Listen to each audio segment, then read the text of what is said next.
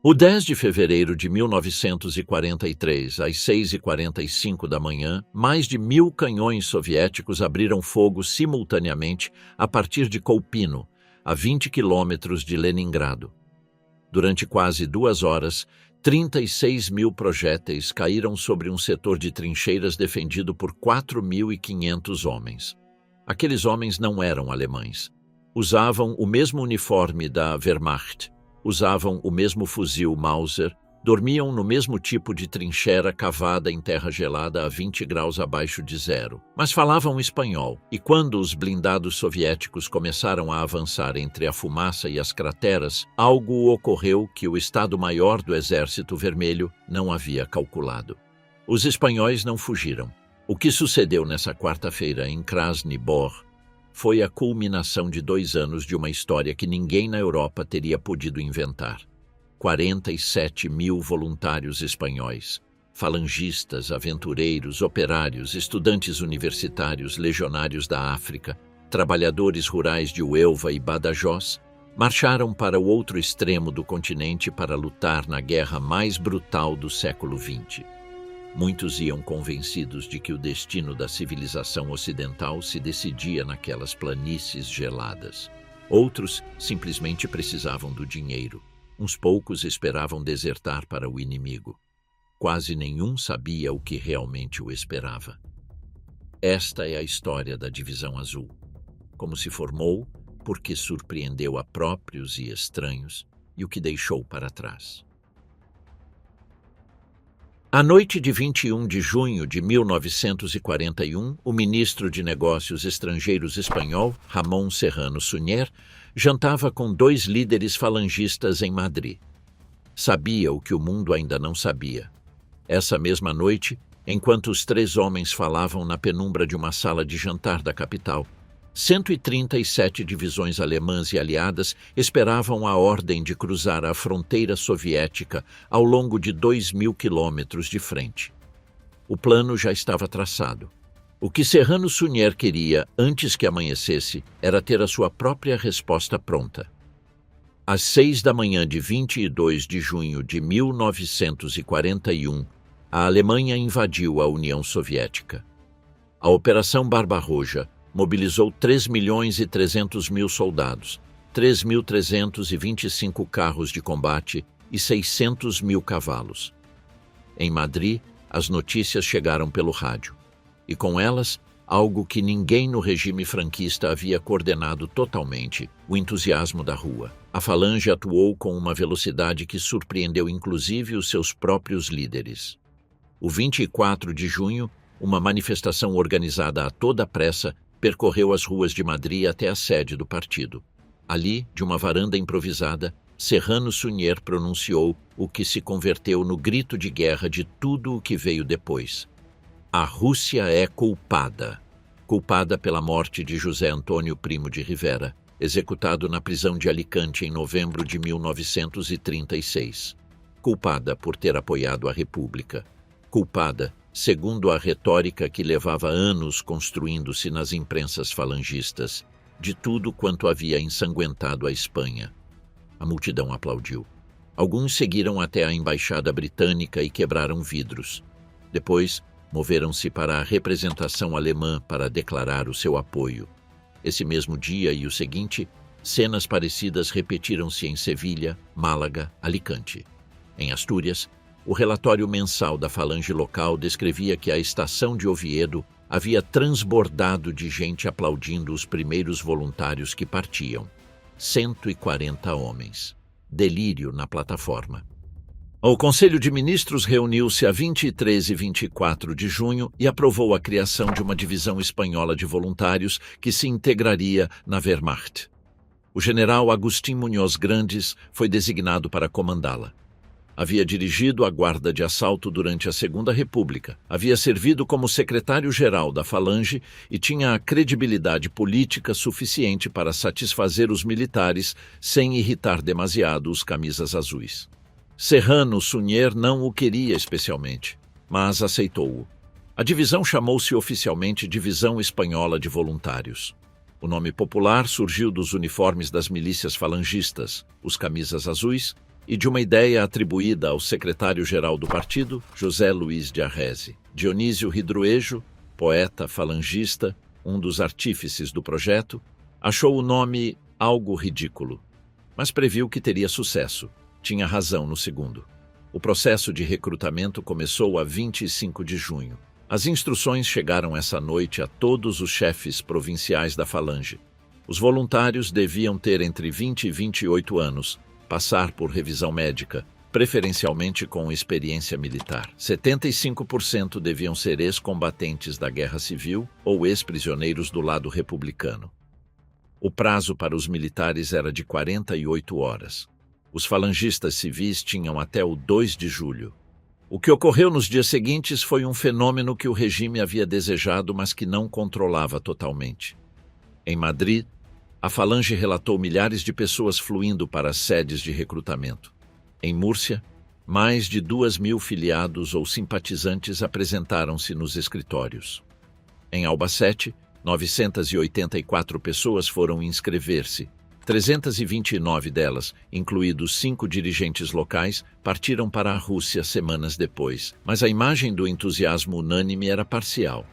Na Catalunha, a pressão sobre os comandos militares para cobrir cotas foi intensa, e o cônsul alemão em Barcelona assinalou que o número de soldados inscritos havia saltado de uns poucos para centenas em dias, o que o levou a questionar seriamente o nível de voluntariado real.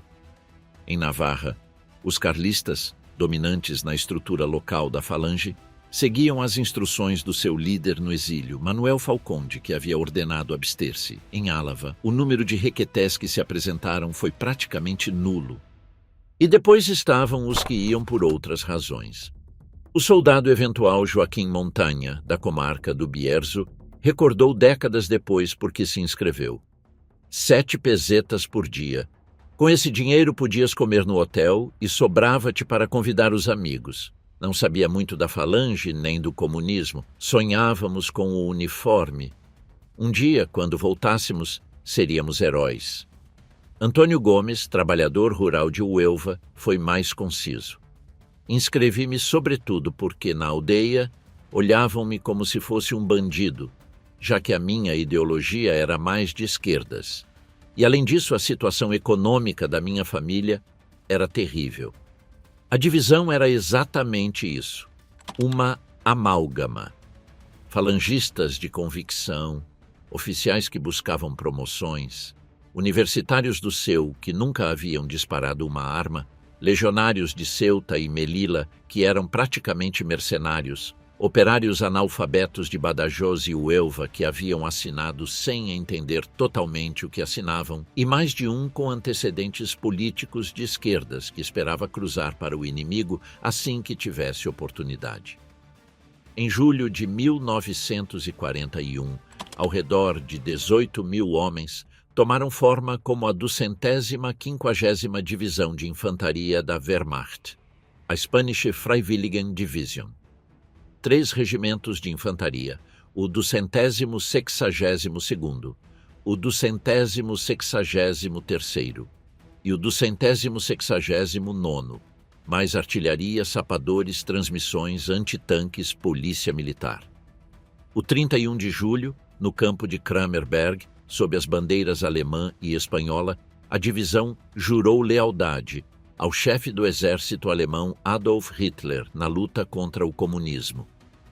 O texto do juramento havia sido modificado para evitar a palavra Führer. Era uma distinção que a maioria dos recrutados importava pouco. Os primeiros trens com voluntários espanhóis cruzaram Hendaye no 13 de julho. A primeira coisa que experimentaram ao chegar à França foi a hostilidade. Os trabalhadores ferroviários franceses e os civis que viam passar os comboios lançavam insultos e gestos obscenos. Alguns atiravam pedras. As pequenas altercações eram frequentes cada vez que os trens paravam. Essas cenas repetir-se-iam durante 2 anos. A atmosfera mudou ao entrar em território do Reich. Em Karlsruhe, a boa-vinda foi calorosa. Civis alemães aplaudiam os seus aliados exóticos.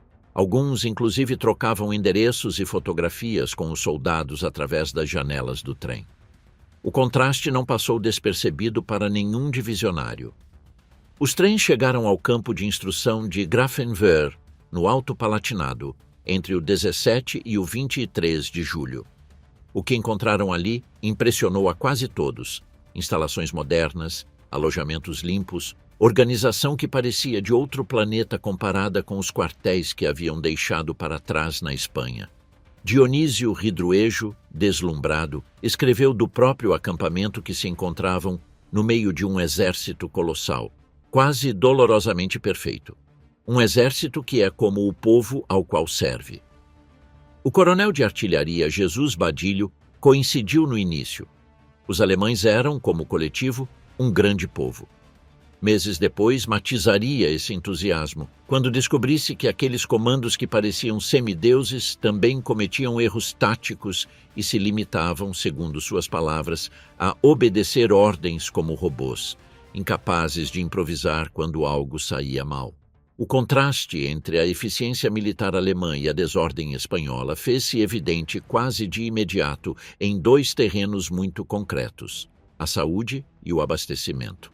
Até bem entrado 1942, os divisionários tinham claro que os seus camaradas alemães comiam melhor e estavam melhor equipados, embora, em teoria, ambos os exércitos recebessem uma dieta similar. A diferença notava-se ainda mais nos hospitais. Os espanhóis convalescentes assinalavam uma e outra vez o contraste entre a limpeza e a organização dos centros médicos alemães, com pessoal compreensivo, e a precariedade dos espanhóis, inclusive na retaguarda alemã, onde ambos coexistiam. Mas Grafenwöhr foi também o primeiro choque real com aquilo em que se haviam metido. O período de instrução durou 5 semanas, um terço do treinamento normal da Wehrmacht, que era de 12 semanas. Tempo muito escasso, apenas a metade do que a Alemanha considerava indispensável para formar um soldado. Os soldados tinham de aprender a manejar o fuzil Karabiner 98K, as metralhadoras MG-34, os morteiros, os canhões antitanque. Deviam adaptar-se ao ritmo militar alemão. Alvorada às 5h30 da manhã, jantar frio à última hora da tarde, toque de recolher cedo. A muitos custou mais adaptar-se à nova dieta do que ao treinamento físico com munição real que exigia o lema alemão: o suor economiza sangue. As queixas sobre a comida encheram as cartas dos primeiros dias. O centeio cozido, o tabaco loiro, a cerveja em vez de vinho, os horários das refeições, tudo era estranho. Dionísio Ridruejo, o poeta falangista que havia contribuído para projetar o projeto, queixou-se das refeições extravagantes, embora nem sempre completas. Outros queixavam-se da disciplina, da dureza dos instrutores alemães, do abismo cultural entre a forma espanhola e a forma alemã de entender a ordem militar. A isto somava-se a falta de correio da Espanha e o que um oficial descreveu como o trato disciplinar e impiedoso de sargentos e oficiais alemães. Alguns falangistas, que haviam sido reduzidos à condição de simples soldados rasos, chegaram a queixar-se formalmente perante a embaixada espanhola em Berlim. Mais incômoda ainda do que esse trato foi, para os mais ideologizados, a escassa solidariedade política que encontraram. Apesar das recomendações do próprio diplomata alemão Eberhard von Storer, os líderes falangistas da divisão apenas tiveram contato com delegações do NSDAP, salvo uma visita protocolar no 17 de agosto de Robert Ley, diretor do Frente Alemão do Trabalho. O tenente-coronel Luiz Aguilar anotou em seu diário que os alojamentos tinham menos colchões do que soldados e que a comida era má e suja. Nas primeiras semanas, 400 homens haviam contraído doenças venéreas antes de partir ou durante a viagem, muitas vezes por contato com mulheres nos próprios trens. 285 foram repatriados no 4 de agosto após receber tratamento, junto a 62 considerados não aptos para o serviço e um sargento de origem africana. Começava a ver-se o que seria uma constante. A divisão era tudo menos homogênea. Ainda assim, os alemães observavam com algo que não era exatamente admiração, mas tampouco desprezo, uma mistura de fascinação e alarme. Os instrutores bilíngues atribuídos aos espanhóis relatavam uma vontade de combate genuína. Os guripas, apelido que os próprios divisionários usavam para se referir a si mesmos, eram individualmente valentes. O problema era todo o resto. As armas chegavam mal cuidadas. Os cavalos, 5.610 animais, requisitados nos Balcãs e já em estado lamentável, recebiam um trato que escandalizava os veterinários alemães. O problema agravava-se porque, na Espanha, havia-se recrutado um número desproporcional de condutores, sob a ideia de que a divisão seria motorizada. Quando chegou a hora da verdade, teve-se de os reconverter a toda pressa em cuidadores de cavalos, um ofício que quase nenhum dominava. Demasiados oficiais em proporção aos suboficiais. E nenhum veículo motorizado próprio. A Espanha não havia podido ou não havia querido prover as 300 caminhonetes e 400 motocicletas originalmente prometidas. A relação com a população civil bávara revelou outra face dessa máquina alemã, a do controle social. Ao início, o trato foi de curiosidade amistosa. Os divisionários recordariam depois dezenas de anedotas simpáticas sobre os seus vizinhos de Grafenwöhr e de Auerbach. Mas os relatórios internos da secção de informação da divisão apontavam também para cenas repugnantes relacionadas com mulheres e para incidentes de caráter moral que envolviam a população civil. As autoridades regionais de Bayreuth chegaram a queixar-se formalmente da conduta indigna de alguns soldados espanhóis nas tabernas locais. Os comandos do NSDAP, por sua vez, proibiram às suas filiadas femininas todo contato com os espanhóis. O soldado Joaquim Ross, recém-chegado em setembro de 1941, resumiu o ambiente com uma frase reveladora: "Os alemães gostam de nós, apesar de os nossos antecessores também terem feito algum estrago." Entre os próprios divisionários, circulou logo a notícia de um campo de trabalhadoras forçadas polacas e russas na vizinha Auerbach, aonde muitos iam de noite em busca de companhia ou de sexo em troca de comida e roupa. O Estado-Maior da divisão, temeroso do perigo sanitário e do prestígio do exército espanhol, terminou por reforçar a guarda noturna para cortar essas visitas. Entretanto, em Grafenwöhr e durante as marchas começaram a colar-se nas paredes os primeiros boletins de trincheira improvisados, embrião do que seria a Oja de campanha, publicada primeiro em Grigorovo, depois em Riga e finalmente em Tallinn, até março de 1944, com colaborações de intelectuais falangistas como o professor de Direito Internacional Fernando Castiella e o escritor Álvaro de la Iglesia. O 31 de julho, 4 regimentos originais, batizados em Madrid com os sobrenomes dos seus coronéis, Rodrigo, Vierna, Esparza e Pimentel, reorganizaram-se em 3, segundo o modelo da Wehrmacht. O 4º, que devia ficar na Alemanha como regimento de substituição, foi incorporado aos outros 3, enquanto o coronel Rodrigo passou a exercer como segundo chefe da divisão.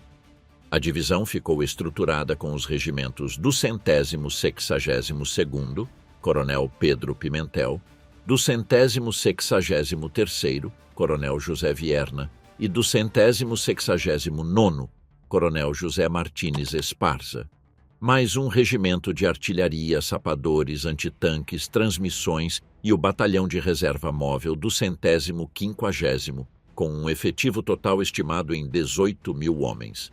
A esse conjunto somaram-se cerca de 30 ex-combatentes russos brancos, a maioria legionários ou veteranos do lado franquista, integrados como tradutores. O 20 de agosto de 1941, os primeiros trens com contingentes espanhóis partiram de Grafenwöhr. 66 comboios em 5 dias. As colunas motorizadas, 200 veículos no total, saíram ao final. Destino inicial: Suwałki, na fronteira com a Polônia ocupada. Alguns comboios foram diretamente para Grodno, na Polônia Oriental. A marcha para a frente havia começado. O que ninguém havia explicado aos voluntários espanhóis durante as semanas de instrução era que teriam de fazer a pé boa parte do caminho até a frente. Como a maioria das divisões de infantaria alemãs, a 250ª não era plenamente motorizada. Os cavalos e os pés eram os motores daquela máquina. Desde Suwałki, a divisão empreendeu uma marcha interminável pelas estradas da Polônia Oriental, Lituânia, Bielorrússia e Rússia até a cidade de Vitebsk, onde voltaram a subir a trens rumo ao setor que lhes haviam atribuído. O percurso a pé superou os 800 quilômetros. Fizeram-no em pleno outono, com o tempo que já se havia posto frio antes do habitual, com geadas noturnas e chuva diurna, sob o peso dos equipamentos e com caminhos que, na sua maior parte, eram pistas irregulares de terra ou cascalho. As consequências foram imediatas. 2.177 soldados, os chamados aspeados, chegaram com bolhas tão graves que tiveram de ser transportados em veículos até os hospitais de campanha. O cirurgião militar Lopes Romero registrou em suas memórias o estado em que chegavam, com roupa rasgada, o cabelo comprido, sem barbear e cheios de piolhos. 82 soldados e suboficiais foram repatriados no final de setembro por má conduta ou falta de resistência física. A disciplina de marcha foi caótica. Os guripas ignoravam sistematicamente as normas da Wehrmacht sobre uniformidade e ordem em coluna. Desabotoavam as túnicas, levavam as armas de qualquer maneira. Subiam aos veículos de transporte de material assim que podiam, sobrecarregando-os ainda mais. Alguns canhões antitanques chegaram com nomes pintados: Lola, Carmencita. Em um veículo de reboque pendurava-se um frango vivo. Os alemães que os viam passar ficavam boquiabertos. O capitão Hermann Sch, de uma unidade alemã instalada na área, descreveu a cena em uma carta à sua família. Os espanhóis marchavam por ambos os lados da autoestrada ao mesmo tempo, bloqueando o tráfego. Os condutores da organização Todt, que circulavam pela rodovia, ficavam sem palavras diante do espetáculo que confirmava todos os seus preconceitos sobre os pícaros do Sul. O próprio Marechal von Bock, comandante do grupo de exército centro ao qual inicialmente se destinava a divisão, mostrou reticências evidentes diante da perspectiva de ter os espanhóis sob o seu comando. Mas a moral não decaía totalmente.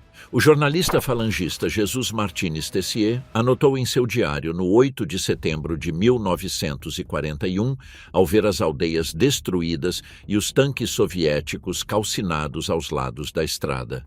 Na autoestrada, de vez em quando, encontra sepulturas de soldados alemães. E 9 dias depois, ao aproximar-se mais da frente, tanques despedaçados, algum avião vermelho despenhado e sepulturas alemãs.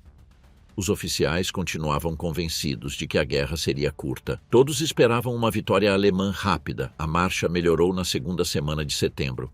A divisão aumentou o seu ritmo até quase 30 quilômetros diários, mas quando Munhoz Grandes e o oficial de ligação alemão visitaram o quartel-general do Grupo de Exércitos Centro para fechar os detalhes da sua incorporação à frente, o que viram escandalizou os anfitriões. O panorama era o mesmo.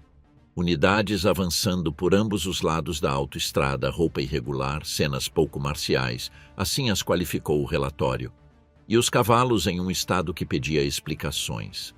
Então chegou a notícia. O 25 de setembro, o OKH notificou à divisão que as suas ordens haviam mudado. O Exército do Norte precisava de reforços. Em vez da frente central, rumo a Moscou, os espanhóis seriam atribuídos ao setor norte. Ali travava-se outro tipo de guerra, o cerco de Leningrado. Os guripas receberam a notícia com resignação e, segundo registrou o soldado Luiz Aguilar, com humor. Dizem que o general do corpo de exército ao qual íamos atribuídos não nos quer, porque nas nossas marchas damos impressão de força inútil. Talvez seja porque vamos desabotoados com o chapéu para um lado e porque alguns dos nossos canhões antitanques têm nome, Lola, Carmencita, etc., e algum frango pendurado no reboque. As colunas giraram.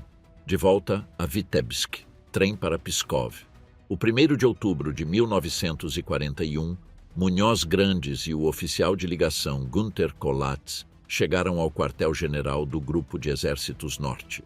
2 dias depois, estavam no quartel-general do 16º Exército, ao qual a divisão ficava adstrita. Os problemas logísticos continuavam. Os cavalos estavam destruídos. As tropas estavam sujas e fartas de não ter entrado em combate. O quartel-mestre do Estado-Maior de Ligação observou que as deficiências organizacionais da divisão se haviam agravado durante a marcha. O 10 de outubro de 1941, o Diário de Operações do Grupo de Exércitos Norte consignou uma nota pouco lisonjeira. Duvidoso que a divisão espanhola fosse capaz de atacar. O seu aspecto era inusitado para olhos alemães. O estado dos cavalos e dos veículos era questionável. No dia seguinte, a 250ª foi atribuída provisoriamente ao Grupo de Exércitos do general Franz von Hocks, responsável pela zona de retaguarda do Grupo de Exércitos Norte. Os espanhóis não substituiriam a 126ª Divisão Alemã como estava previsto. Desdobraram-se mais ao sul, entre Novgorod e o rio Volkhov, ao norte do lago Ilmen, para render a 18ª Divisão de Infantaria Alemã em suas posições defensivas. O quartel-general da 250ª Wehrmacht Division ficou estabelecido em Grigorovo, nos arredores da destruída e quase deserta cidade de Novgorod. A neve já caía. As temperaturas haviam começado a despencar. Começava o inverno russo. O rio Volkhov tem nesse setor uma largura média de 200 metros. As suas margens, em outubro de 1941, estavam cobertas de lama que se ia endurecendo pelas noites até ficar como cimento. Na margem ocidental, a Divisão Azul começou a ocupar as suas posições entre o 7 e o 17 de outubro. O setor abrangia 40 quilômetros, desde Novgorod ao sul até Udarnik, depois chamado Borissovo, ao norte. Em frente, na margem oriental, as divisões soviéticas 200ª, 67ª e 300ª Quinta de Infantaria observavam. O terço sul do setor ficou a cargo de 2 batalhões do regimento 262º. O terço central cobriu-o, o 263º. O terço norte, o mais ativo, correspondeu ao 269º. A artilharia repartiu-se entre as 3 zonas.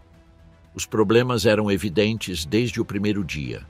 1.205 cavalos haviam se perdido durante a marcha desde a Polônia e apenas 414 haviam sido substituídos. Os veículos estavam em mau estado. Os soldados não haviam praticado tiro desde Grafenwöhr. Mais de 30% das bicicletas não funcionava. Os alemães que esperavam em suas posições olhavam chegar os espanhóis com uma mistura de alívio e apreensão. O relatório do oficial de ligação do 1º Corpo de Exército foi direto. Os oficiais careciam de autoridade, os suboficiais de formação técnica, os soldados tendiam à indisciplina. As armas não estavam devidamente mantidas. O trato aos cavalos era especialmente ruto, pontapés, etc. E as motocicletas estavam sistematicamente sobrecarregadas. Mas, acrescentava o relatório, a coragem pessoal de todos os espanhóis não deixa lugar a dúvidas. O 23 de outubro de 1941, o Diário do Grupo de Exércitos Norte anotou: o valor dos espanhóis em combate é tranquilizador. Repeliram hoje um ataque russo com resultado de 300 mortos e 300 prisioneiros inimigos. De fato, para novembro de 1941, os espanhóis já haviam capturado pelo menos 800 prisioneiros soviéticos e uma quantidade considerável de material de guerra, infligindo baixas sérias ao inimigo, um dado que raramente acompanhava as crônicas de suas próprias perdas. A divisão levava apenas 2 semanas na frente quando chegaram as ordens de tomar a ilha entre o pequeno Volkhov e o Volkhov principal, coordenando o seu ataque com o avanço da 126ª Divisão Alemã. A primeira tentativa fracassou. O 19 de outubro, uma secção de 36 homens consolidou uma cabeça de ponte na margem esquerda do rio, perto de Udarnik. No dia seguinte somaram-se o 2º Batalhão do Regimento 269º e outras unidades. O 27 de outubro, os soviéticos reagiram. Sitino foi o cenário de combates sangrentos. Os espanhóis tomaram as aldeias de Tigoda, Dubrovka e Nikitkino, avançando para o sul. Um desses assaltos, contra um quartel-general soviético fortificado perto de Dubrovka, terminou no que os próprios registros militares descreveram como uma chacina sem sentido de dezenas de soldados. O oficial, que havia ordenado o ataque frontal sem apoio suficiente, foi exonerado do comando pouco depois. Não foi o único episódio desse tipo. No regimento 269º, vários soldados expressaram descontentamento pelo trato que consideravam tirânico do coronel Esparza, que em mais de uma ocasião havia ordenado atacar sem a cobertura de artilharia adequada, provocando baixas que muitos julgaram desnecessárias. Os termômetros já marcavam cifras negativas que complicavam tudo. As comunicações com a cabeça de ponte, o manejo das armas, o cuidado dos feridos. Logo chegou novembro. Com ele, ordens de render-se com os alemães no mosteiro de Otensk e nas aldeias de Posad e Pozelok. As temperaturas haviam caído para 20 abaixo de zero. O 9 de novembro, um batalhão espanhol reforçado rendeu os alemães em Posad. Os soviéticos lançaram contra-ataques furiosos com apoio aéreo e de artilharia, causando baixas pesadas. A conexão entre Otensk, Sitno e Posad era precária. Um caminho florestal sob a neve, onde a visibilidade era quase nula. Os soldados soviéticos conheciam esse tipo de terreno. Sabiam mover-se entre as árvores, armavam emboscadas com facilidade. Os soldados espanhóis, caídos nas posições intermediárias e na ermida, receberam, segundo a ordem expressa dos seus comandos, instruções de ficar literalmente fincados no terreno antes de retroceder. O episódio, com o tempo, converter-se-ia em matéria de exaltação poética na propaganda e na literatura da própria divisão. Mas muitos espanhóis também sabiam. Os legionários da África, os veteranos da Guerra Civil que haviam combatido na serra, para eles o combate em terreno acidentado não era novo. Mais de um anotou com orgulho em seu diário as façanhas heróicas que se realizavam. O batalhão Romã, em particular, converteu-se em uma unidade de referência pela sua capacidade de manobra nesse tipo de terreno. No início de dezembro, o Exército Vermelho intensificou a sua contraofensiva para recuperar Tikvin, Munhoz. Grandes informou o 38º Corpo de Exército que em Posad apenas restavam 38 homens capazes de combater. Os alemães temiam que as posições caíssem. Na noite de 7 de dezembro, sem esperar ordens alemãs, os espanhóis abandonaram Posad diante do risco de verem-se cercados por tropas siberianas renovadas. No dia seguinte, evacuaram Sitno, Dubrovka e outras posições da margem leste. Deixaram para trás canhões leves, equipamento, armas. Não haviam minado corretamente as posições abandonadas, nem destruído a artilharia que não podiam transportar. Os alemães anotaram-no. O 9 de dezembro, os últimos espanhóis cruzaram o Volkhov para a margem ocidental. O 7 de dezembro, além disso, Tikvin voltava às mãos soviéticas, o que permitiu que Leningrado recebesse de novo abastecimento pelo lago Ladoga. A frente nesse trecho do Volkhov e do Ilmen ficaria estabilizada até a grande ofensiva soviética de janeiro de 1944, enquanto mais ao sul, o Grupo de Exércitos Centro também havia fracassado na sua tentativa de tomar Moscou. Pravda publicou relatórios sobre o sangramento da Divisão Azul fascista. Em termos táticos, a retirada era um fato. Em termos humanos, as cifras variam de forma notável segundo a fonte. Um relatório médico de 18 de janeiro de 1942 listava 793 mortos, 1.883 feridos, 899 congelados e 1.365 doentes, 27,4% do total da divisão. Enquanto os cômputos, com frequência pouco confiáveis, do Grupo de Exércitos Norte haviam falado no final de 1941 de apenas 500 caídos espanhóis. Um relatório posterior, um mês depois, elevou a cifra para 1.032 mortos, 800 feridos graves, 1.400 feridos leves, 160 desaparecidos e 300 congelados até a morte. Para o 25 de julho de 1942, o cômputo acumulado alcançava 1.247 mortos, incluídos 61 oficiais, 3.263 feridos, 123 deles oficiais e 127 desaparecidos, entre eles 3 oficiais. Para colocar essas cifras em perspectiva, a 126ª Divisão Alemã, desdobrada no mesmo setor, sofreu 3.405 baixas entre outubro e dezembro desse mesmo ano, um nível de desgaste comparável ao espanhol. Mais da quarta parte dos efetivos da Divisão Azul em menos de 3 meses, segundo qualquer um desses recontos. Mas a frente havia se estabilizado, e ali, nas posições da margem ocidental do Volkhov, os espanhóis ficariam muitos meses mais. O que ninguém soube, então, é que os relatórios soviéticos, baseados em interrogatórios de prisioneiros e diários de guerra capturados, descreviam a Divisão Azul como um corpo de voluntários altamente motivado, cheio de fascistas fanáticos. O Exército Vermelho respeitava os seus adversários o suficiente para descrevê-los com cuidado.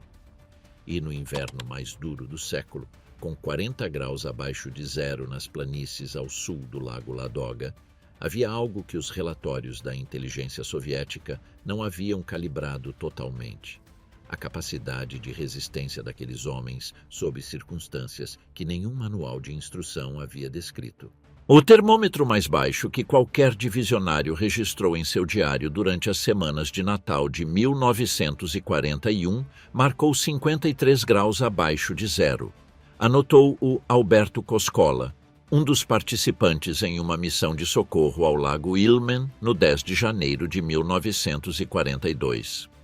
Nunca no decurso desta guerra, escreveu, marchariam e lutariam os homens sob um frio semelhante.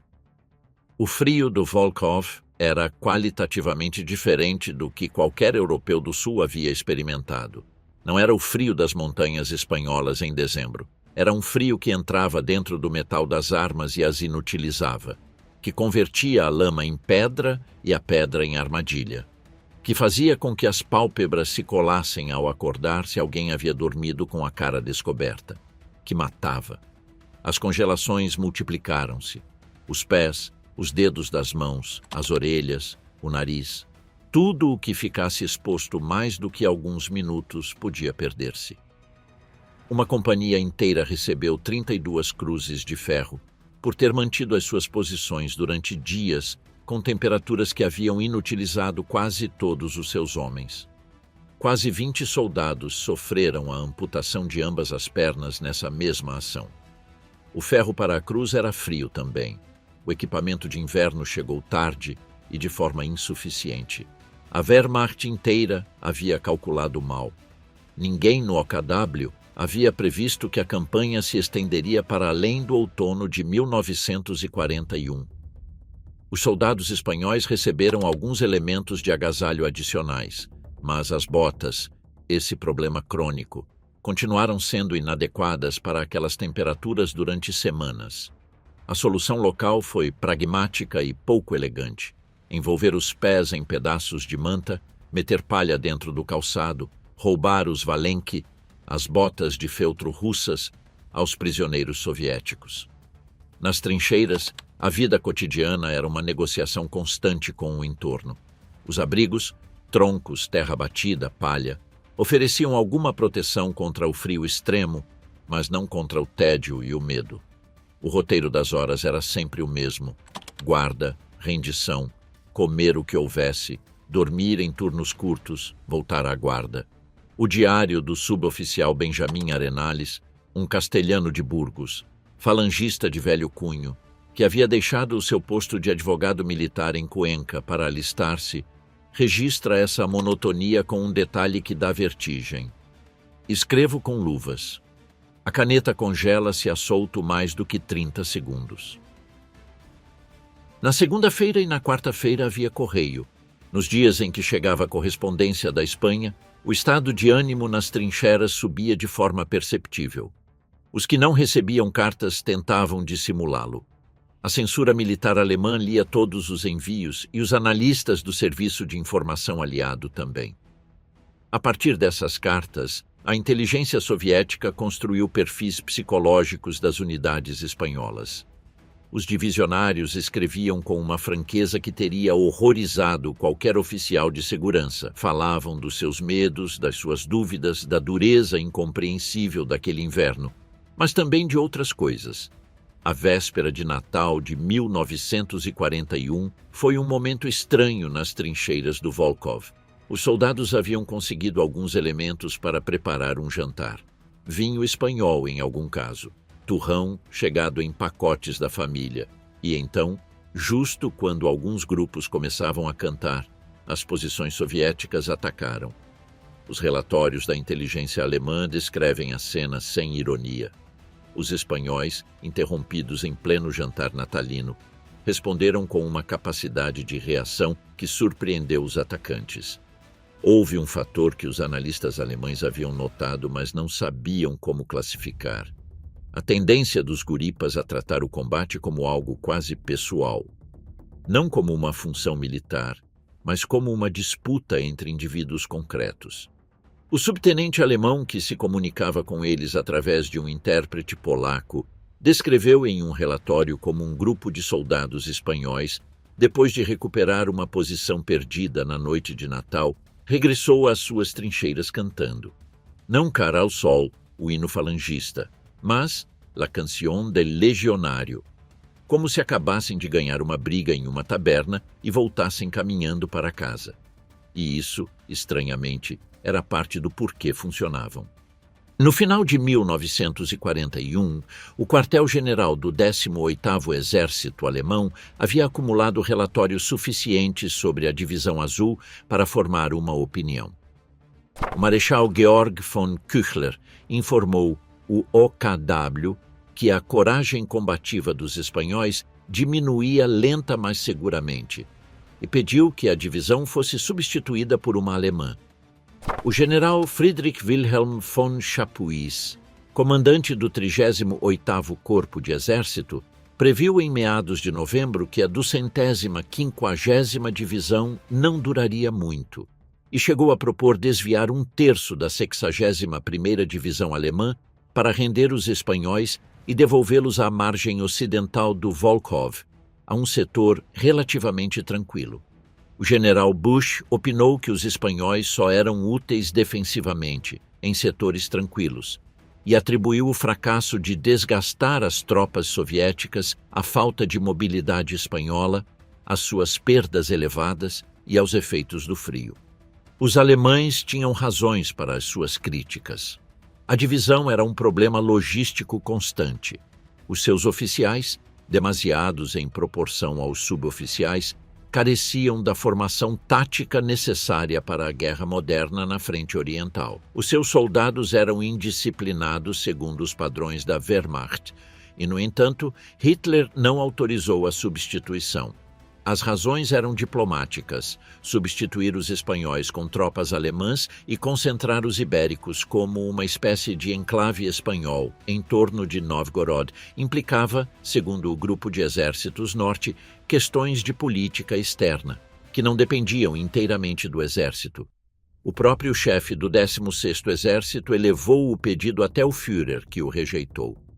E, curiosamente, o próprio Hitler tinha uma valoração pessoal dos seus aliados que matizava o desprezo dos seus generais. Considerava os camaradas indisciplinados, mas confiáveis. O Oberzalmeister Ludwig Schwab, destinado na guarnição de Hof, deixou em 1944 um retrato revelador de como os alemães viam a própria composição racial da tropa espanhola. Descreveu os soldados como um conglomerado que ia de ários altos, loiros e de olhos azuis, descendentes dos godos, até mestiços de ascendência africana, pequenos, morenos, de cabelo encaracolado e traços negroides, que apesar da sua impureza racial a olhos nazistas, eram vistos como orgulhosos e extremamente nacionalistas. Assim que a Divisão Azul ficou, e nessa permanência forçada, algo foi mudando. A experiência do combate fez o que o treinamento de Grafenwöhr não havia conseguido. Criou uma cultura de unidade. As unidades que haviam sobrevivido ao inverno do Volkhof começavam a funcionar de uma maneira que os manuais não descreviam com exatidão, mas que os veteranos reconheciam imediatamente. O soldado do Volkhof não era o mesmo que havia chegado de Grafenwöhr. Do lado soviético, a análise era diferente. Os relatórios do NKVD, baseados em interrogatórios de prisioneiros espanhóis e documentos capturados, descreviam a divisão como uma unidade altamente motivada, composta principalmente de anticomunistas fanáticos. Isto não era exatamente verdade. A divisão era muito mais heterogênea do que isso. Mas o erro era compreensível. Os espanhóis que caíam prisioneiros tendiam a ser os mais combativos, os que haviam aguentado mais tempo em posições impossíveis. Os que se rendiam com maior facilidade geralmente não chegavam a ser capturados. Fugiam para a retaguarda, eram evacuados por ferimentos ou simplesmente desapareciam. O número real de desertores que cruzaram para o Exército Vermelho foi baixo. Para toda a campanha, as estimativas falam de entre 80 e 100 homens. Uma média de apenas 2 por cada 1000, uma cifra pelo menos 8 vezes inferior à taxa de deserção registrada entre os combatentes das brigadas internacionais durante a Guerra Civil Espanhola, que oscilou entre 1,7% e 1,9%. Para vigiar esse risco, a secção de informação 2B da divisão chegou a compilar entre 1941 e 1943 um ficheiro de indesejáveis que acabou somando 2.271 pessoas, e nos primeiros 6 meses do sistema de substituições apenas 2% dos soldados foi repatriado por antecedentes políticos que fizessem temer uma deserção ou uma espionagem. Os casos de automutilação, disparar-se na mão, fazer guarda descalço para provocar congelações foram igualmente escassos. Em seus 2 anos de desdobramento, 21 soldados foram julgados e condenados à morte por crimes graves como deserção ou traição. 14 deles foram executados, junto a outros 2 já na Legião Azul, e entre novembro de 1941 e agosto de 1942, celebraram-se 24 conselhos de guerra por deserção. Alguns casos individuais ilustram esse destino. O trabalhador rural Martim Ferrero, comunista durante a Guerra Civil, havia se alistado em 1942 com a esperança de passar-se para o inimigo. Em vez disso, foi tratado como prisioneiro pelos próprios soviéticos. Alberto Moreno, ex-miliciano anarquista, cruzou as linhas soviéticas e terminou igualmente em um campo de prisioneiros. Sotero Garcia, sem antecedentes políticos, mas com um passado criminal no mercado negro de Manresa, alistou-se sob nome falso com a intenção de desertar. A sua tentativa custou-lhe 10 anos de cativeiro em campos soviéticos. As cifras que circulavam na propaganda aliada eram, em qualquer caso, muito superiores à realidade. Em agosto de 1941, o embaixador britânico Samuel Hoare informou, após uma conversa com o general anglófilo Antônio Aranda, que 750 voluntários já se haviam passado para o inimigo. A realidade, segundo os próprios registros soviéticos, era muito mais modesta. Até fevereiro de 1942, só havia havido 6 desertores confirmados e um caso duvidoso, que declararam ter se alistado com a intenção explícita de cruzar de lado. Segundo fontes soviéticas, o total pôde chegar a 12. Entre os soldados alemães de patente, a percepção dos espanhóis era mais matizada do que a dos seus generais. Os Landser, assim se chamavam entre si os soldados rasos alemães, valorizavam em seus aliados o que os seus comandos criticavam: a coragem individual, o desassombro, a disposição para o combate corpo a corpo. Mas essa camaradagem tinha limites e rachaduras. Um relatório soviético baseado em declarações de prisioneiros, datado de setembro de 1941, antes inclusive de a divisão chegar à frente, recolhia que em Novgorod voltaram a surgir confrontos entre espanhóis e alemães. As escaramuças entre soldados do eixo nas aldeias da retaguarda da frente de Leningrado eram frequentes, quase sempre relacionadas com a competição pelo abastecimento de comida e combustível em um território sistematicamente saqueado. Algumas dessas fricções terminaram em tragédia. Em novembro de 1943, 6 soldados espanhóis protagonizaram vários escândalos nas tabernas de Königsberg e, quando foram repreendidos por combatentes alemães, abriram fogo contra os seus próprios irmãos de armas, deixando um divisionário morto e vários feridos. Em janeiro de 1943, um grupo de soldados espanhóis desencadeou uma onda de violência contra soldados alemães para vingar o maltrato infligido por um Landser a uma mulher russa. O motivo de disputa mais habitual entre ibéricos e alemães, de fato, não era outro senão a competição pelas mulheres bálticas, russas ou alemãs da retaguarda.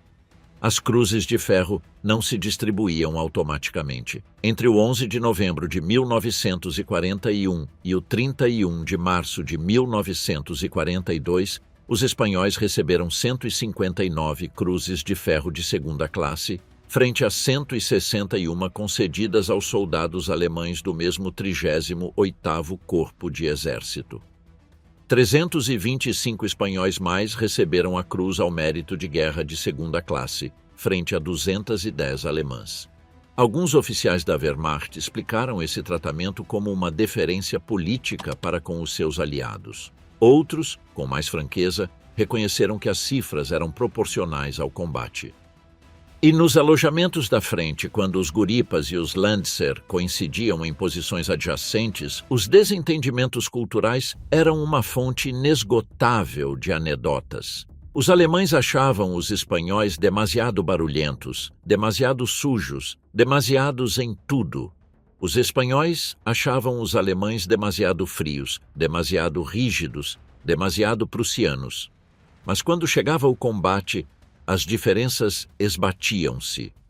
Um relatório alemão de abril de 1942 circulou o rumor absurdo de que soldados espanhóis haviam aparecido em Varsóvia, uma cidade que jamais haviam visitado, sem quase nenhum equipamento nem armas, porque haviam vendido tudo. Era uma lenda, mas refletia a imagem que os Landser tinham dos seus aliados, imprevisíveis, incapazes de seguir o manual, e ainda assim, de alguma maneira, sempre presentes onde deviam estar quando importava. Em agosto de 1942, a Divisão Azul foi transferida para a frente de Leningrado. Deixava o Volkhov, os pântanos, as florestas, os 40 graus abaixo de zero, para ocupar posições nos arrabaldes meridionais da cidade cercada. O setor novo era diferente. Mais urbanizado, com maior densidade de tropas em ambos os lados, com a própria cidade visível a partir de algumas posições avançadas. Leningrado levava quase um ano cercada. A cidade havia resistido graças a uma rota de abastecimento que cruzava o lago Ladoga. Primeiro em barcaças durante o outono, depois pelo gelo durante o inverno, a chamada Estrada da Vida. Mas as condições para os seus habitantes eram de extrema dureza. Nos meses mais intensos do bloqueio, mais de 5.000 pessoas morriam diariamente de fome, frio e esgotamento. Os cálculos mais conservadores situam em 800.000 as mortes civis durante todo o cerco. Outras estimativas chegam a 1.300.000. A cidade que Leningrado era em janeiro de 1944 quando a artilharia russa a libertou definitivamente, tinha 630 mil pessoas, menos da metade do que antes da guerra. Nesse contexto, a Divisão Azul cobria um setor de 34 quilômetros ao sul do perímetro. As suas posições na estrada Leningrado-Moscou eram estrategicamente importantes. Quem controlasse essa linha controlava o fluxo de suprimentos e reforços para a frente sul do cerco. Os soviéticos sabiam disso. Por isso, escolheram esse setor para a sua grande ofensiva de fevereiro de 1943. A vida nas trincheiras do setor de Leningrado tinha as suas próprias peculiaridades. A frente de posições, mais estática do que a do Volkhov, gerava um tipo de guerra diferente. Escaramuças noturnas, golpes de mão, duelos de franco-atiradores, troca constante de fogo de artilharia. Os guripas haviam aprendido no ano anterior a adaptar-se. Sabiam já como comportar-se com os civis russos das aldeias da área, uma relação complexa da qual falaremos, como negociar com os alemães, como sobreviver ao inverno. O general Emílio Esteban Infantes havia tomado o comando da divisão em dezembro de 1942, substituindo Muñoz Grandes, que foi chamado a Madrid com honras. Esteban Infantes era um homem diferente, mais metódico, menos carismático, mais preocupado com os aspectos operacionais do combate e menos com os simbólicos. O tipo de general que preferia falar de munição e ângulos de tiro antes do que de cruzadas. Na batalha que se aproximava, essa atitude ia ser útil. Desde novembro de 1942, a inteligência alemã havia detectado movimentos de tropas soviéticas ao sul da frente de Leningrado. Grandes concentrações de infantaria, artilharia e blindados. O Exército Vermelho estava preparando algo de envergadura. O que ninguém no setor alemão, nem os generais nem os oficiais de inteligência, conseguiu calcular totalmente foi a escala exata do que se preparava. O Estado-Maior soviético tinha nome para essa operação: Operação Estrela Polar. E o ponto focal do seu braço ocidental era o setor defendido pelos espanhóis. O 10 de fevereiro de 1943, às 6h45 da manhã, o céu caiu. Essa é a descrição que mais se repete nos depoimentos dos sobreviventes. Mais de 800 canhões de grosso calibre, outras fontes elevam a cifra para 1000. Abriram fogo a partir das posições soviéticas em Kolpino simultaneamente. Durante quase 2 horas, 36 mil projéteis caíram sobre as posições espanholas. Os órgãos de Stalin, assim chamavam os soldados da Wehrmacht, os lança-foguetes múltiplos BM-13 Katyusha, pelo assobio que faziam ao disparar, acrescentavam o seu rugido ao coro. A paisagem de trincheiras e abrigos que os guripas haviam construído durante meses converteu-se em um campo de crateras fumegantes. A Divisão Azul desdobrava nesse setor um regimento reforçado e 3 batalhões de infantaria. O Batalhão de Reserva Móvel do 150º, apelidado Latia Bernarda. O 1º e o 2º Batalhões do Regimento do 160º, o Batalhão de Morteiros e o de Sapadores. Entre todas as fontes, os números oscilam entre 4.000 e 205.600 soldados. Em frente a eles, o 55º Exército Soviético do general Vladimir Sviridov contava com 4 divisões completas. A 45ª e 63ª de Fuzileiros da Guarda, a 43ª Divisão de Fuzileiros e a 34ª Brigada de Esquiadores, mais blindados do 33º Regimento de Carros de Combate, com um total que as fontes diversas situam entre 38.000 e 45.000 homens, 10 para 1, ou mais. A primeira linha de defesa espanhola cedeu a meio da manhã. Os carros soviéticos, repelidos na primeira tentativa, voltaram. Os blindados circulavam pelas ruas da pequena aldeia de Krasny Bor, enquanto os defensores tentavam fazer frente a partir de posições improvisadas. Os soldados espanhóis sobreviventes ao bombardeio saíam dos abrigos, instalavam as metralhadoras nos funis das crateras, punham em posição os canhões antitanque. Era uma defesa numantina. A comparação usaram-na eles mesmos. Um dos episódios mais recordados dessa jornada foi o do cabo sapador Antônio Ponte Anido. Os tanques soviéticos aproximavam-se do edifício que fazia as vezes de hospital e paiol ao mesmo tempo. Ponte tomou uma mina magnética e correu para o blindado mais próximo para fixá-la ao casco. A pintura do carro de combate estava escorregadia. A mina desprendeu-se. Ponte morreu tentando. Receberia a Cruz Laureada de São Fernando a título póstumo, a condecoração mais alta do exército espanhol. Foi uma das 3 laureadas concedidas só nesse dia. No setor conhecido como La Cresta, 40 soldados resistiam em um bunker enquanto os blindados passavam pelos seus flancos. Alguns defensores realizaram ações que, nos relatórios posteriores, os comandos descreveram com a palavra suicidas, sem que esse termo tivesse naquele contexto nenhuma conotação negativa. Eram homens que haviam decidido que não se moveriam. 9 horas de combate encarniçado pelas ruas e pelos arredores de Krasnibor. Para o final da tarde, quando os espanhóis estavam a ponto de se replegar para as florestas que cercavam a aldeia, apareceu algo que ninguém havia pedido e que mudou o curso do dia. Uma esquadrilha de bombardeiros Stuka da Luftwaffe que lançou as suas cargas sobre as colunas soviéticas avançadas. Não foi suficiente para recuperar o perdido, mas sim para que o impulso do ataque soviético parasse antes de converter-se em ruptura definitiva da frente. Durante a noite de 10 para 11 de fevereiro, os soviéticos continuaram pressionando. Os espanhóis haviam se replegado para a borda posterior da sua zona de resistência. A chamada terceira linha defensiva improvisada foi o que restou entre o Exército Vermelho e a possibilidade de cercar o 18º Exército Alemão.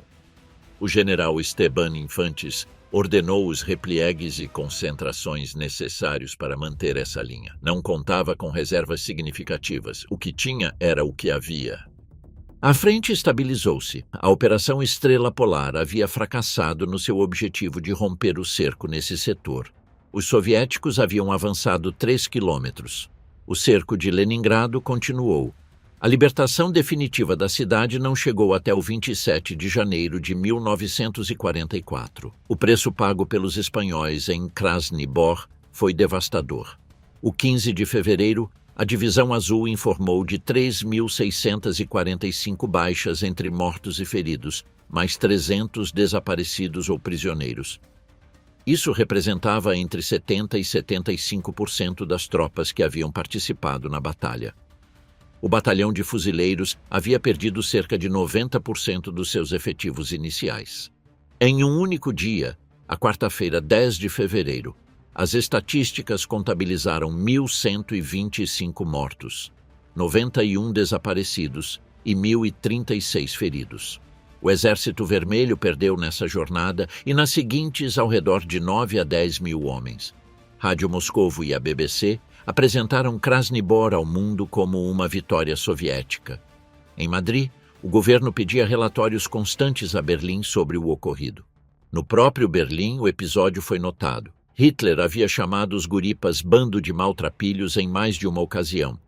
Mas no contexto de Stalingrado, a derrota que nesse mesmo mês de fevereiro afundava o estado de ânimo alemão, Krasnibor tinha um significado diferente.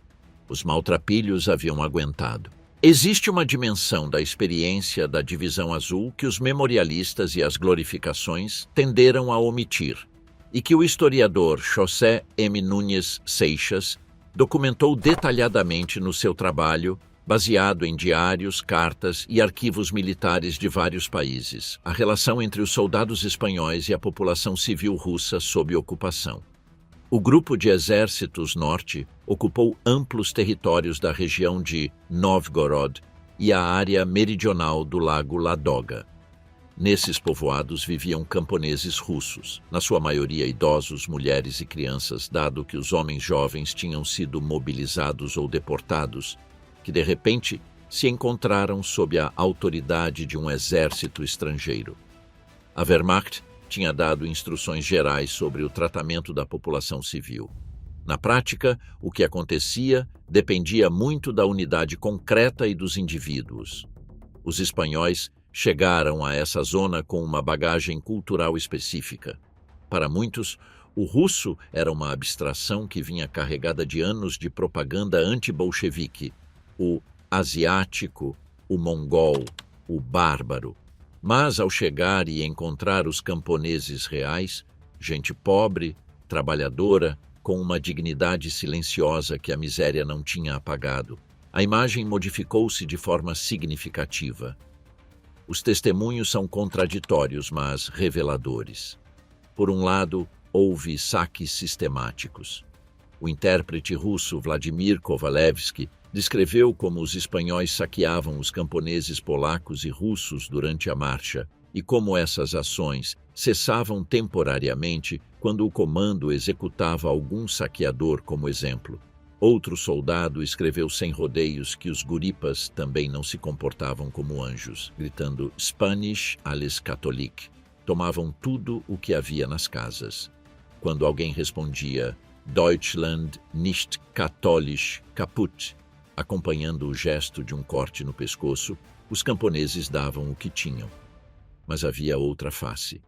Ao contrário da maioria dos soldados alemães do grupo de exércitos norte, que seguiam as instruções do OKW de manter distância dos civis, os guripas tendiam a relacionar-se com os civis russos de maneira direta, às vezes calorosa, com frequência caótica. Partilhavam comida quando tinham excedente. Acompanhavam-nos às suas próprias missas, brincavam com as crianças. Alguns aprenderam palavras em russo, suficientes para negociar comida ou para fazer piadas. Vários testemunhos russos do pós-guerra descreveram os espanhóis como ocupantes mais humanos do que os alemães, embora essa descrição tenha de ser lida com cautela. Vinha de sobreviventes que tinham experimentado ambos os tipos de ocupação, e os parâmetros de comparação eram baixos em ambos os casos. Houve também relações sentimentais. Os relatórios da inteligência alemã mencionam com incômodo crescente a frequência com que os soldados espanhóis mantinham contactos não autorizados com mulheres russas, bálticas e até com trabalhadoras forçadas deportadas da Europa Ocidental. Um divisionário chegou a viajar da frente até Zwickau, na Saxônia, para visitar uma ex-namorada russa que tinha sido deportada como trabalhadora forçada para a Alemanha. A viagem terminou na sua prisão e repatriamento. Outro matou um guarda de uma fábrica de fiados em Hof que o surpreendeu a tentar entrar de noite para ver uma trabalhadora francesa. O comando alemão observava estas situações com uma mistura de irritação e resignação. As instruções sobre conduta correta na Alemanha e na frente reiteravam-se. Os resultados eram irregulares. Em Hof, a cidade bávara, onde os comboios de substituição se concentravam antes de partir para o leste, registaram-se aproximadamente 60 nascimentos ilegítimos durante os anos da divisão, atribuídos a soldados espanhóis. Muitas dessas crianças foram adotadas por famílias alemãs. Sobre a questão judaica, a mais grave em termos históricos, nos documentos são específicos e devem ser lidos com precisão. A Divisão Azul operou na mesma zona, onde as Einsatzgruppen e as unidades da SS realizavam execuções maciças de judeus nas cidades da área. Vários divisionários passaram por Grodno, Ośmiany, Vilna e Riga durante os seus períodos de descanso ou convalescença. Alguns deixaram registros do que viram: guetos, colunas de civis a marchar sob custódia armada, o cheiro inconfundível do que acontecia nas florestas dos arredores. Os testemunhos dos divisionários perante essas cenas variaram. Alguns expressaram repulsa. Dionísio Ridruejo, que se tornaria um dos primeiros críticos do franquismo dentro da própria Espanha, registrou o seu horror perante o que presenciou e eventualmente transformou-o em argumento contra o regime ao qual tinha servido. Outros olharam sem entender do todo ou sem querer entender. Alguns fizeram gestos de proteção individual. Há casos documentados de guripas que avisaram judeus de operações iminentes, mas nenhum interveio de maneira sistemática. A divisão, no seu conjunto, não participou diretamente nas deportações ou execuções maciças no território onde operava, mas os seus membros foram testemunhas do que acontecia ao seu redor. E o mais incômodo desse registro é que, em grande medida, escolheram não escrever muito sobre isso. Em outubro de 1943, Franco tomou a decisão que vinha adiando há meses: retirar a Divisão Azul. A pressão aliada era intensa. O memorando apresentado ao ministro dos Negócios Estrangeiros alemão, em 1 de outubro desse ano, explicava-o com franqueza. As dificuldades crescentes para recrutar voluntários reais estavam a levar ao uso de métodos coercivos, o que já não podia ser mantido em segredo indefinidamente. E isso colocaria a Espanha numa posição ainda mais difícil perante os aliados. Havia outra razão, não escrita no memorando, mas presente em todos os cálculos. Depois de Stalingrado, a guerra estava perdida para a Alemanha. Franco sabia-o. Os seus ministros sabiam-no. Até os mais germanófilos no governo começavam a fazer as suas contas. A divisão dissolveu-se em novembro de 1943.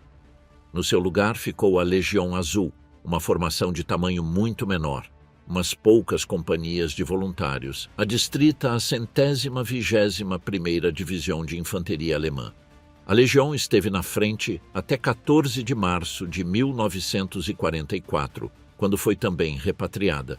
Mas mesmo depois dessa data, vários centenas de espanhóis ficaram na Alemanha por sua própria vontade, alguns incorporando-se em unidades da Waffen-SS, outros trabalhando em serviços auxiliares. Alguns deles chegaram a lutar nos últimos combates em Berlim em abril e maio de 1945. Eram já um punhado. A cidade ardia. Entre 1941 e 1945, cerca de 500 a 600 divisionários caíram prisioneiros do Exército Roxo. Permaneceram em campos soviéticos até 1954. Em março desse ano, a Cruz Roja Internacional fretou o navio Semiramis para repatriar 248 deles. Chegaram ao porto de Barcelona com o mesmo tipo de recessão ambígua que haveria de definir a memória da Divisão Azul durante décadas. Heróis para uns, incômoda evidência para outros. As baixas totais da divisão em toda a sua existência são as seguintes, segundo os registros mais completos: 3.934 mortos em combate, 570 mortes por doença, 326 desaparecidos ou capturados, 8.466 feridos, 7.800 doentes e 1.600 congelados. Total, 22.700 baixas.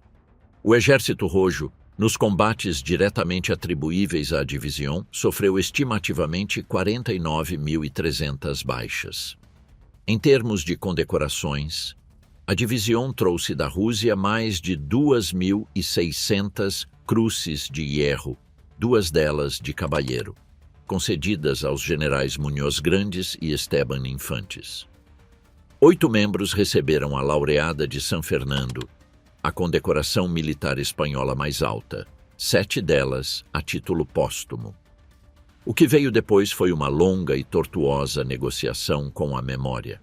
Em 12 de outubro de 2004, no desfile militar do Dia de la Hispanidad, em Madrid, o ministro da Defesa socialista José Bono tomou uma decisão que gerou polêmica durante semanas.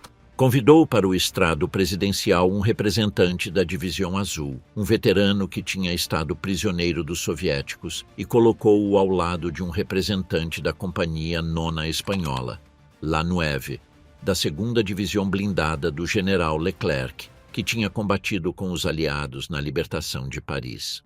Os 2 homens, de fações que tinham estado em lados opostos da Segunda Guerra Mundial, partilharam tribunas sob a mesma bandeira espanhola. A imagem foi incômoda para quase todos os presentes. Para uns, era uma reabilitação inaceitável de combatentes de Hitler. Para outros, uma equiparação injusta daqueles que tinham combatido com os aliados e daqueles que tinham marchado com os nazis. Para os veteranos da Divisão Azul e as suas famílias, era um reconhecimento tardio de um sacrifício que, na sua leitura, tinha sido anticomunista antes de nazi. O que revelou essa cena é que, mais de 60 anos depois, a Divisão Azul continuava a ser em Espanha um assunto por resolver. O regime de Franco tinha tratado os veteranos da Divisão com uma ambivalência característica. Por um lado, os seus feitos heróicos enchiam livros, reportagens e cerimônias. Inauguraram-se ruas com o nome de Divisão Azul em várias cidades, a de Vitória, por exemplo, em 1961. Os veteranos tinham as suas associações, as suas revistas, os seus encontros anuais. Por outro lado, o próprio Franco minimizou cada vez mais o significado da divisão, à medida que avançava a Guerra Fria e Espanha precisava de se integrar no bloco ocidental. A narrativa oficial foi reescrita. A divisão tinha sido uma cruzada anticomunista e católica, sem qualquer ligação aos projetos de extermínio do nazismo. A proximidade geográfica ao Holocausto, os guripas que tinham passado pelos guetos de Vilna, que tinham cheirado os fumos das florestas nos arredores de Riga, foi enterrada sob camadas de eufemismo e silêncio. A democracia espanhola pós-franquista tampouco encontrou uma forma clara de abordar essa herança. Os governos sucessivos optaram por ignorá-la em vez de a confrontar. Nos arquivos militares, nos fundos documentais, nas notas que os guripas deixaram em cartas e diários, havia material suficiente para uma história mais complexa do que a que se contava nas reuniões de veteranos ou nos manuais das academias militares. Mas essa história exigia conforto com a ambiguidade, e a ambiguidade foi sempre politicamente incômoda. Em outubro de 2020, uma operação policial espanhola contra supostos contactos russos com líderes independentistas catalães trazia em código o nome de Operação Volkhov. O nome, a primeira frente onde combateram os espanhóis da divisão, soou nos gabinetes de inteligência mais de 75 anos depois. Era um sinal, talvez involuntário, de que aquela história continuava presente na memória institucional espanhola de formas que ninguém tinha catalogado completamente. Na Alemanha, o cemitério militar espanhol de Pankovka, perto de Novgorod, abriga os restos mortais de vários centenas de divisionários. As cruzes são brancas. Algumas têm nomes, outras apenas um número.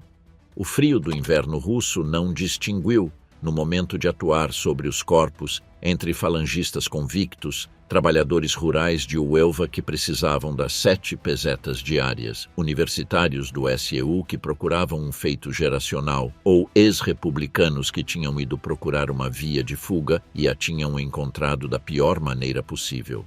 47 mil homens passaram pela Divisão Azul entre 1941 e 1943. Quase 5 mil morreram em combate. O resto regressou a uma Espanha que era ao mesmo tempo a mesma que tinham deixado e completamente diferente. Traziam cicatrizes que não sabiam bem como contar. Uma guerra que a Europa preferia que não tivessem travado. E a memória de um inverno que nenhum esqueceu.